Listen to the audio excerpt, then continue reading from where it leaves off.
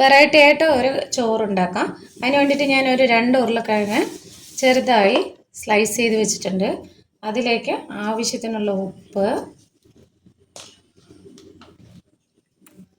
കുറച്ച് മഞ്ഞൾപ്പൊടി, കുറച്ച് മുളക് പൊടി,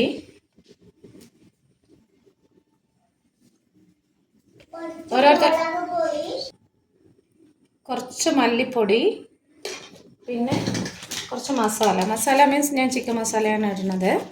അത് ഇഷ്ടമില്ലാത്തവർക്ക് ഗരം മസാല ഇടാം. പിന്നെ കുറച്ച് കോൺഫ്ലവർ.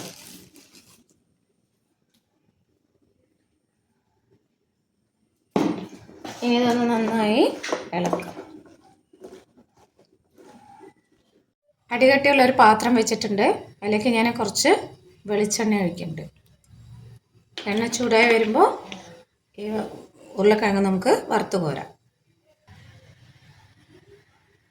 ഇപ്പം നന്നായി ചൂടായിട്ടുണ്ട്, എണ്ണ നന്നായി ചൂടായിട്ടുണ്ട്. അപ്പം ഞാനിത് കുറച്ച് കുറച്ചായിട്ട് വറുത്തെടുക്കും.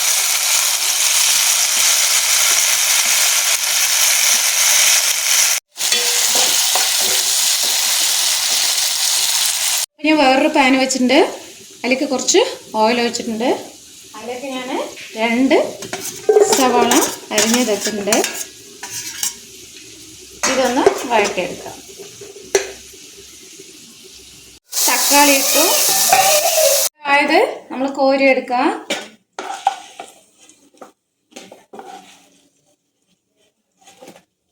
ഒരു 2 പച്ചമുളക് ഇട്ടിട്ടുണ്ട്.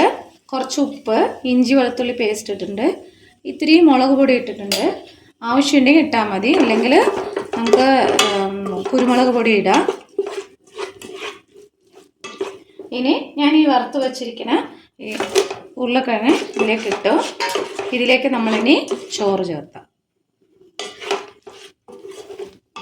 അപ്പം ഇതിലേക്ക് ഞാൻ ചോറ് ഇട്ടിട്ടുണ്ട്. പച്ചരി ഇടാം, അല്ലെങ്കിൽ ബിരിയാണി അരി ഇടാം.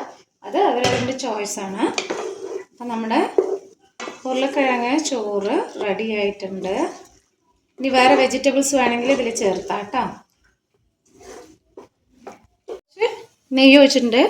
ആദ്യം വേണമെച്ചാൽ ഒഴിക്കാം, ഞാൻ ലാസ്റ്റാണ് ഒഴിച്ചത്. ഇനി ഇതൊന്ന് നന്നായി ഇളക്കിയെടുക്കുക. കടുക്, ജീരകം അങ്ങനെ വേണമെങ്കിലും ഇടാം കേട്ടോ. ഞാൻ ഇട്ടിട്ടില്ല, നിങ്ങൾക്ക് വേണമെങ്കിൽ ഇടാം.